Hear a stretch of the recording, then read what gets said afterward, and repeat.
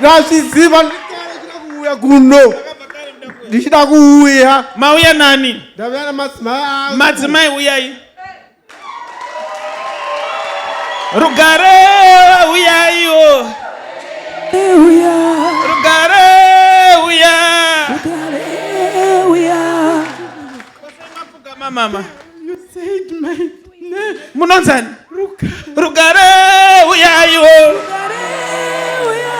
Rugare uya.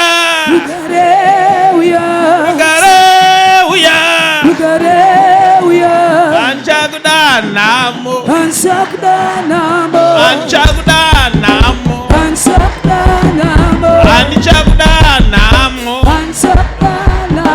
Rugare uya. Rugare uyayo. Handichakuda nhamo. Handichakuda nhamo.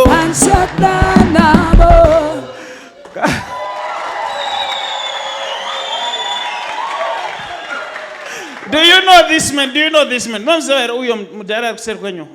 Uyo. Ane suit ya black. Amumze. Ndawaona asita vafungidzira. Oh. Mafungidzira sani? Sasekuru wangu. Sekuru? Aingo morisa na ito.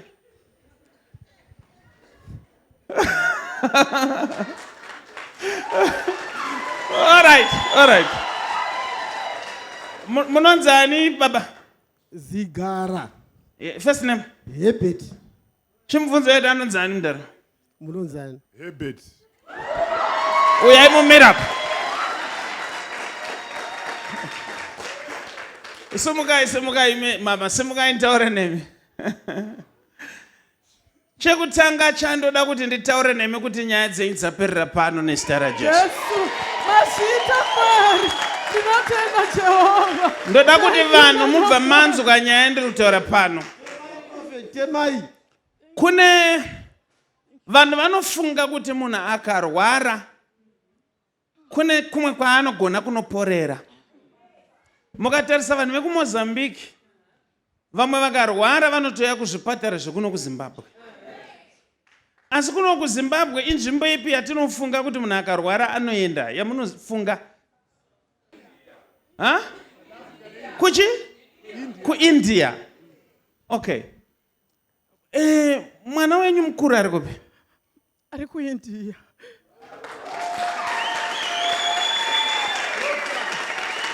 Ndatarisa in the realm of the spirit.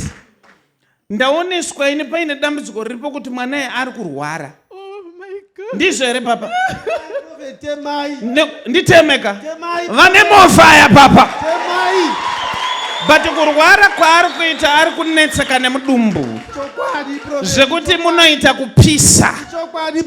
But chinonetsa aedza kurapwa. Even ariko kuIndia ikoko. But hazvizi kupera. Ndanzi naJehovha achirapwa naMwari wemuZimbabwe muno. Can I do some serious stuff here? Demonstrating the prophetic martial arts by excellency. Now, Mwari anokudai. Nekuti ndatarisa murenyi. Somebody say 1, 2, 3. Imi mune vana vangani? Mune vana vatatu. But why is it that I'm seeing my twins andiri kuonai? My twins.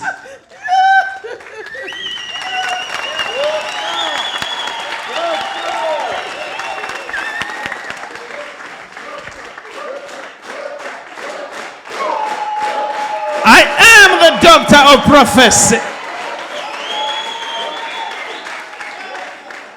Kumberera Jesu akurambidzwe.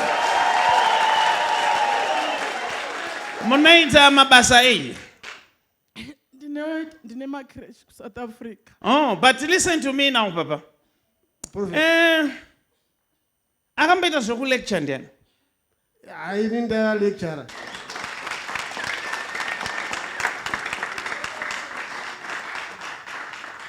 Temai prophet. Kana mati nditeme. Prophet, go further, go deeper. Ndirikunzwa ka nickname like kunze Mr. Flammable. Do you know any flammable? Ndarasika doctor. Koku signs kwaitwa nezvechizi nechekuti ane signs. Indakapoita zvesigns. Ndaenda kunyika yeSouth Africa. Ndaiboticha izvo zvefuleme bhonzo zvemahasa materials.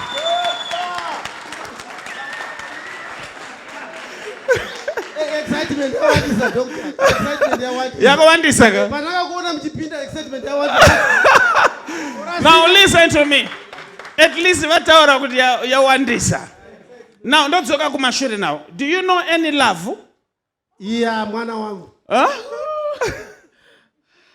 All right. Who is Evans?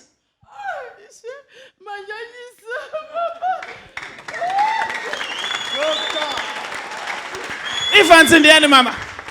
Mwana wamukoma. Ndiripo muri menyu. Mwana wefestival yomba medu. Nditoriko kumuri kwenyu. Imimi nemuri yenyu yese mapora pano nezita Jesu.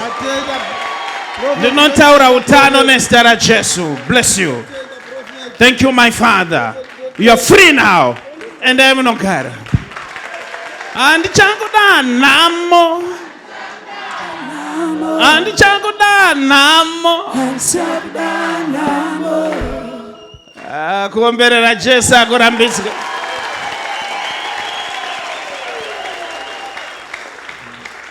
Muri kunyanya kusuwa iko. Baba makadini. Maybe in Chinyanja, you do understand. Mabva kupi? Kuzambia. Nani? Mauya nani? Amaichona. Oh. Mabva kuZambia mese?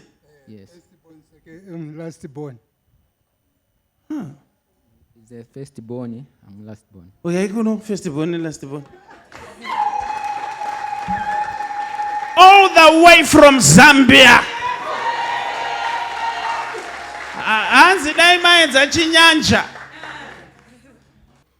Now, Papa, ndatanga kunzwa izwi rati onse ali odwala. Zona family yonse ni odwala. Family yese urwara. Ni odwala. Onse ali odwala. Ndachikuona chinyanja.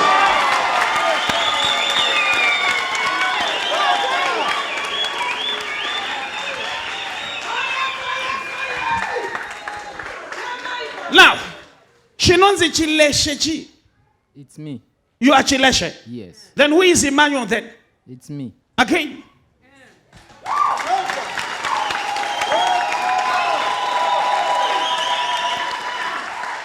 What's a needy? Walia. It's me.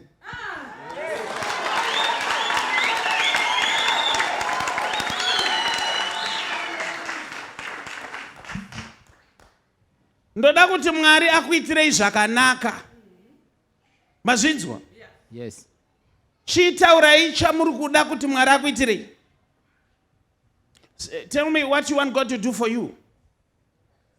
At least to help us. May have got Gumbo. Pain ye gumbo. yes. But chiri kukunetsai gumbo renyu iri kai. Pane time yekuti kana muchifamba munonzwa kunge pazvimba pasapa. Ndizoka. It's true. Zvatopera nezita raJesu. Chitaurai number 2. Chimwe chamuri kuda chi? Pardon? What else do you want God to do for you? I feel from the top to the bottom. Your body. Your health. No, I'm not healthy. It's the body is destroyed. Yes. God loves you. Even in the stomach, it's all the same. I'm going to pray for you. Then what do you want God to do for you? They want to change all the families. Even my sisters. Okay. Yes. Now, but now the problem now is, imeme kumuri kwenyu kai, muri kufunga kuti Violet anoroya kai. Do you know any Violet? Yeah. The second born is my sister. Saka, kwa munofamba ndiani anonzi anoroya? Who is suspected? Violet.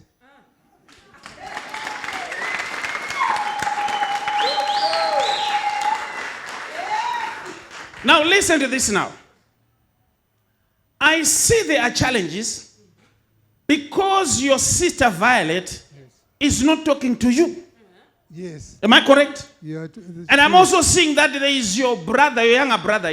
She's not also talking to him, Yes.